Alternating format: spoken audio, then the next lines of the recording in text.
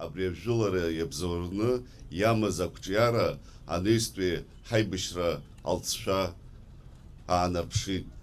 Раньше с года заебш Владислав Григорий по Ардзенба отца Иритез, там что десант и наццена я адапшита фархатера.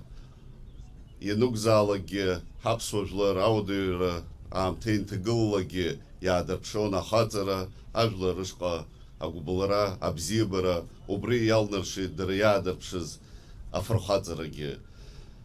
Аяйра зыкаладзумызд, икомздги тамшпи десант, аяйра зыкаладзумызд, икомздги январь пежулара, март пежулара, июль пежулара, ардзиги хтохтала, ацохтана, аяйра дуахзазгаз, устный зыкалы.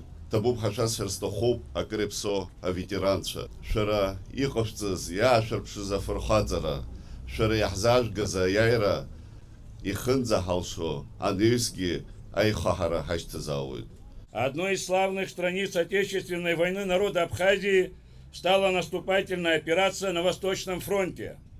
Накануне операции, начавшейся 2 июля 1993 года, грузинские войска под прикрытием огня артиллерии, орудий, танков и БМП приняли попытку прорвать оборону наших войск по всей линии фронта. Шли ожесточенные бои. Войска Восточного фронта своими активными действиями обеспечивали высадку морского десанта. В операции были задействованы 3 полка Восточного фронта под общим руководством командующего Восточным фронтом Мирабом Тишмаря.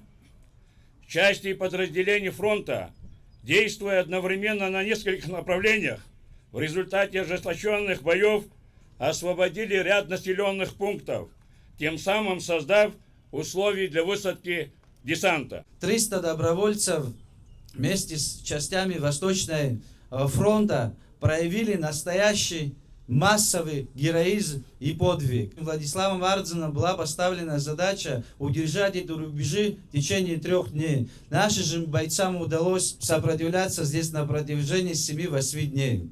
Благодаря чему стратегические задачи в направлении Сухума было выполнено.